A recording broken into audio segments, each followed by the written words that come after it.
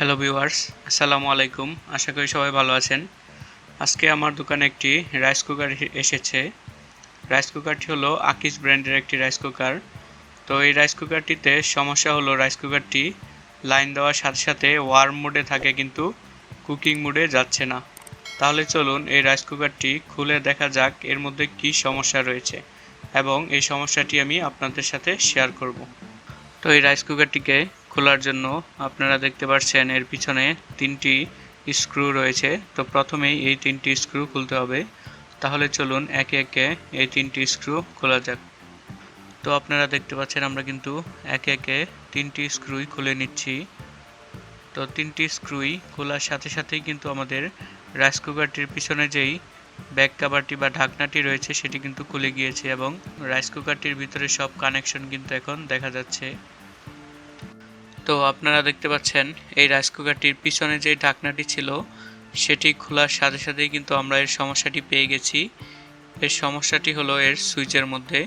এই সুইচ আগে যে চেঞ্জ করেছিল সে ভালোভাবে সুইচের মধ্যে কানেকশনগুলো সোল্ডারিং করতে পারেনি, যার কারণে সোল্ডারিংগুলো খুলে গিয়ে রাইস কুকারটি ঠিকমতো কাজ করতেছে না। তো আপনারা দেখতে পাচ্ছেন আমরা সুইচটি কিন্তু আবার ভালোভাবে সোল্ডারিং করে নিয়েছি সোল্ডারিং আয়রন দিয়ে এবং কানেকশনগুলো ঠিকমতো করে দিয়েছি। তাহলে চলুন এখন এই রাইস কুকারটির ব্যাক কভারটি আবার পুনরায় যথাস্থানে লাগিয়ে দেখা যাক এই রাইস কুকারটি আগের মতো কাজ করে কিনা। আশা করি রাইস কুকারটি আবার পুনরায় কাজ করা শুরু করে দিবে। তো আপনারা দেখতে পাচ্ছেন আমরা পুনরায় কিন্তু এই রাইস কুকারটির ব্যাক কভারটি আবার লাগিয়ে নিয়েছি। তো আশা করি আমাদের রাইস কুকারটি এবার ঠিকমতো কাজ করবে।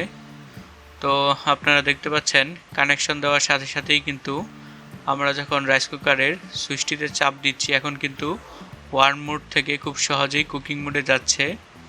তো এসব রাইস কুকারের সাধারণত ছোটোখাটো সমস্যাই হয়, হয়তো সুইচ পুড়ে যায় বা থার্মোস্টেটের সমস্যা হয়। তো আমাদের সাথে থাকলে আপনারা আস্তে আস্তে আরও কিছু জানতে পারবেন রাইস কুকার সম্পর্কে। তো টেকনিশিয়ান ভাইয়েরা অবশ্যই মাথায় রাখবেন এই রাইস কুকারে কিন্তু অল্প স্বল্প সমস্যাই হয়, তাই এই কাজগুলো কখনোই হাতছাড়া করবেন না। তো আজকের ভিডিওটি এখানেই শেষ করতেছি। পরবর্তী ভিডিও পেতে অবশ্যই আমার চ্যানেলটি সাবস্ক্রাইব করে রাখবেন। সবাইকে ধন্যবাদ।